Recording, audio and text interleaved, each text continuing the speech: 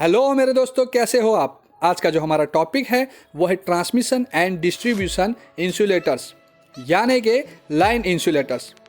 अब दोस्तों आपको ये होगा इंसुलेटर यानी क्या। दोस्तों ये एक प्रकार का ऐसा मटेरियल होता है जिसके अंदर से बिजली आसानी से नहीं गुजर पाती, या दूसरे शब्दों में बोले तो ये एक मटेरियल की अपनी एक प्रॉपर्टी होती है जिसकी वजह से वो अपने अंदर से बिजली के गुजरने का विरोध करता है, अपोज करता है। अब दोस्तों इसका उपयोग कहाँ होता है। अगर आप अभी ही आपके घर के बाहर देखेंगे तो एक बिजली का पोल दिखेगा। अब उसके ऊपर से बिजली की तारें भी गुजरती हुई दिखेंगी। अब बिजली की जो तार होती है उसको पोल के स्ट्रक्चर से आइसोलेट करने के लिए एक ब्राउन कलर या वाइट कलर की चीज़ लगी हुई आपको वहाँ पे दिखेगी। दोस्तों उसी को बोला जाता है इंसुलेटर्स। दोस्तों मटेरियल वाइज अगर देखा जाए तो इंसुलेटर के 3 प्रकार होते हैं। एक होता है ग्लास इंसुलेटर, जो दूसरा होता है वो है पोर्सेलिन, और जो तीसरा होता है वो है पॉलीमर, जिसका आजकल उपयोग बहुत ही ज़्यादा बढ़ रहा है। और यहाँ पे आपको कुछ इंसुलेटर्स के नाम दिखाए गए हैं। यही इंसुलेटर के बारे में आज हम एक एक करके समझेंगे।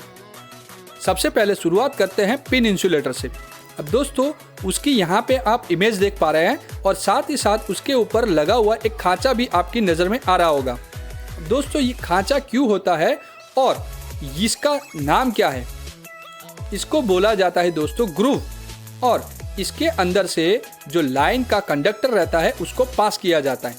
अब इतने से खांचे में से लाइन का जो कंडक्टर है वो स्लिप हो सकता है, तो ऐसा ना हो उसके लिए कंडक्टर जो होता है उसको ये ग्रूव में रख के दोनों तरफ से उसको बाइंडिंग तार से बांध दिया जाता है, और उसी बाइंडिंग तार को लेके जो ग्रूव है उसके साथ में कंडक्टर रखना है, और उसके नीचे में जो एक ग्रूव बना हुआ है उसके साथ में वो बाइंडिंग तार को कस के बांध देना है, जिसकी वजह से ये जो लाइन का कंडक्टर है वो वहाँ से स्लिप ना हो।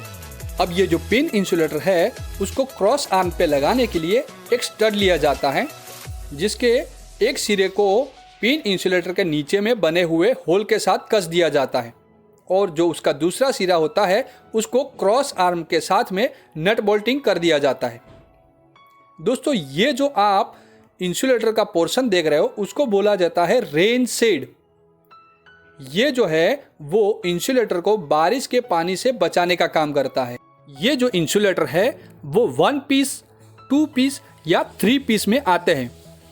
जो सिंगल पीस है वो 11 केवी लाइन पे यूज़ किया जाता है, और 2 पीस और 3 पीस 33 और 66 केवी पे यूज़ किए जाते हैं। अब दोस्तों एग्जाम के पॉइंट ऑफ व्यू से देखें तो पिन इंसुलेटर का यूज़ 33 केवी तक होता है, ऐसा उसका आंसर रहेगा। अब हम देखते हैं पोस्ट इंसुलेटर। ये जो इंसुलेटर है वो पिन इंसुलेटर जैसे ही होते हैं, मगर इसको ज़्यादा वोल्टेज सहन करने के लिए डिज़ाइन किया जाता है, और ये जो इंसुलेटर है वो पिन इंसुलेटर से थोड़े मोटे और वज़न में भी भारी होते हैं। ये इंसुलेटर जो है वो हॉरिजॉन्टली और वर्टिकली दोनों तरीके से लगाए जा सकते हैं, और इसका जो ज़्यादातर यूज़ है वो सब स्टेशन में होता है, यानी जो सब स्टेशन के इक्विपमेंट होता है उसमें ये जो इंसुलेटर है वो ज़्यादातर देखे जाते हैं। अब हम देखते हैं सेकल इंसुलेटर, जिसको स्पूल इंसुलेटर भी बोला जाता है। ये इंसुलेटर जनरली लो वोल्टेज के लिए डिज़ाइन किए हुए होते हैं, जिसकी वजह से इसको आप ज़्यादातर डिस्ट्रीब्यूशन जो सिस्टम लगी रहती है उसी में देख पाएंगे। ये इंसुलेटर का उपयोग हॉरिजॉन्टल भी किया जा सकता है और वर्टिकल भी किया जा सकता है। सेकल इंसुलेटर के ऊपर के भाग में एक होल होता है, उसमें से नट बोल्टिंग करके इसको यू क्लैंप के साथ में फिट किया जाता है। जो यू क्लैंप होता है उसको कई बार यू स्ट्रिप भी बोला जाता है। अब उसी यू क्लैंप को जो पोल होता है उसके साथ में या तो हॉरिजॉन्टली या तो फिर वर्टिकली फिट किया जाता है। अब लाइन को कैसे लेना है उसके ऊपर इसका जो फिटिंग है वो डिपेंड करता है। इसके मध्य भाग में एक ग्रूव होता है, उसी ग्रूव के बीच में से एक लाइन कंडक्टर को लिया जाता है, और उसको वहाँ पे बाइंडिंग तार जो होती है उससे बांध दिया जाता है। अगर हम सेकल इंसुलेटर का उपयोग देखें तो ये जो इंसुलेटर होता है वो लाइन के शुरुआत में रहता है, या तो फिर लाइन अगर 90 डिग्री जैसे शार्प कोण पे मुड़ती हो तो वहां पे इसका उपयोग लाइन को मोड़ने के लिए किया जाता है। अब हम देखते हैं सस्पेंशन टाइप इंसुलेटर। ये इंसुलेटर एक डिस्क का बना होता है, यानी कई डिस्कों को एक के नीचे एक रख के ये इंसुलेटर बनाया जाता है।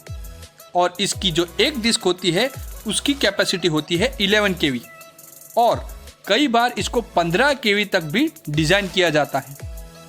ये जो इंसुलेटर है उसकी जो प्लेसिंग की जाती है वो वर्टिकल की जाती है, यानी जो टावर का क्रॉस आर्म है उसके वर्टिकल में इसको लगाया जाता है, वहाँ से इसको हैंग किया जाता है। और सबसे जो ऊपर वाली डिस्क होती है उसको क्रॉस आर्म के साथ लगाया जाता है, और जो सबसे नीचे वाली डिस्क होती है उसके साथ में क्लैंपिंग करके जो कंडक्टर होती है उसको बांध दिया जाता है।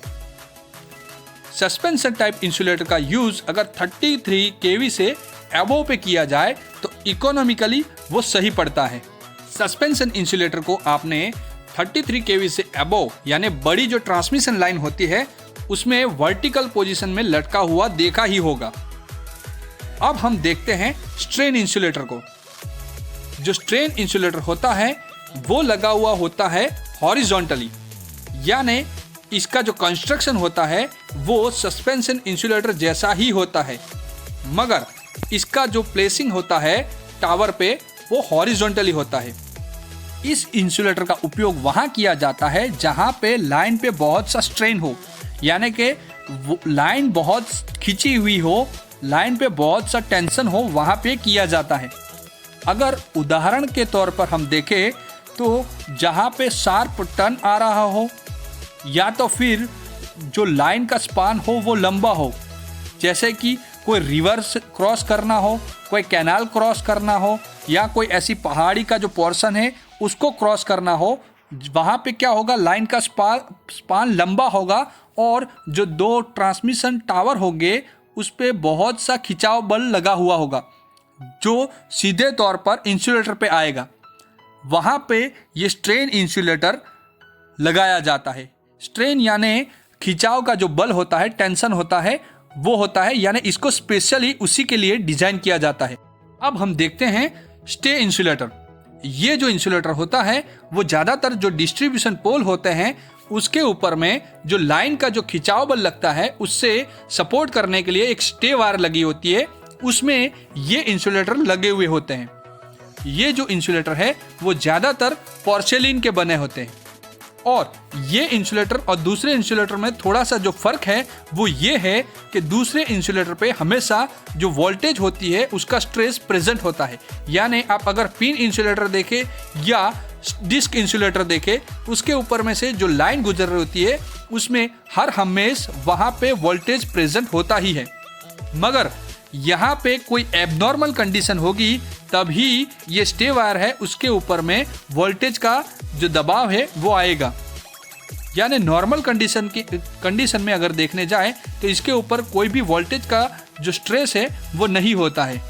और उसका जो दूसरा कार्य है वो लाइन का जो लीकेज करंट होता है उसको अर्थ में जाने से ये रोकता है। अब हम देखते हैं रील इंसुलेटर। ये जो इंसुलेटर होते हैं वो पीवीसी, पोर्सेलिन या तो फिर पॉलीप्रोपेलिन के बने हुए होते हैं। ये इंसुलेटर का अगर आप वर्क देखें तो वो जो लाइन का वायर आता है उसको सपोर्ट करना और इंसुलेट करना, ये दोनों कार्य करते हैं। आपके घर के बाहर जो पोल लगा हुआ होगा वहाँ से आपके घर तक एक सर्विस लाइन आ रही होगी, और उस सर्विस लाइन को लेके आने के लिए एक स्टील का तार जो होता है वो आपके घर के बाहर से, यानी जो मीटर होता है उसके पास से वो जो पोल होता है वहाँ तक बांध दिया जाता है, और उसके साथ में थोड़े थोड़े डिस्टेंस पे एक रील इंसुलेटर लगाया जाता है। और वो रील इंसुलेटर होता है उसके बीच में होल होता है, उसके थ्रू एक जो सर्विस लाइन है उसका वायर लाया जाता है। यानी ये क्या करता है, जो सर्विस वायर आ रहा है उसको सपोर्ट भी दे रहा है, और जो स्टील की तार है उसको ये जो वायर है वो कभी अर्थ हो गया तो उससे वो आइसोलेट भी रखता है। दोस्तों ये जो इंसुलेटर आप देख रहे हैं वो है पॉलीमर इंसुलेटर। ये इंसुलेटर का उपयोग उसकी कुछ खासियतों की वजह से दिन प्रतिदिन बढ़ रहा है। ये इंसुलेटर आप अभी देखेंगे तो ज़्यादातर डिस्ट्रीब्यूशन सिस्टम में दिख रहा है और ये धीरे धीरे करके ट्रांसमिशन सिस्टम में भी दिखने लगेगा। ये इंसुलेटर हॉरिजॉन्टली और वर्टिकली दोनों पोजीशन में लगा सकते हैं। ये इंसुलेटर वेट में भी हल्का होता है और अगर आप जो पोर्सेलिन इंसुलेटर है उससे कंपेयर करें तो इसका जो टूटने का दर है वो भी बहुत ही कम है। पोर्सेलिन जो इंसुलेटर है उससे इसकी जो टेंसाइल स्ट्रेंथ है वो भी ज़्यादा है। पॉलीमर इंसुलेटर का उपयोग हम जो पॉल्यूटेड एरिया है वहाँ पे भी कर सकते हैं। दोस्तों ये जो पॉलीमर इंसुलेटर है उसका अगर दूसरा नाम देखने जाए तो वो है कंपोजिट इंसुलेटर।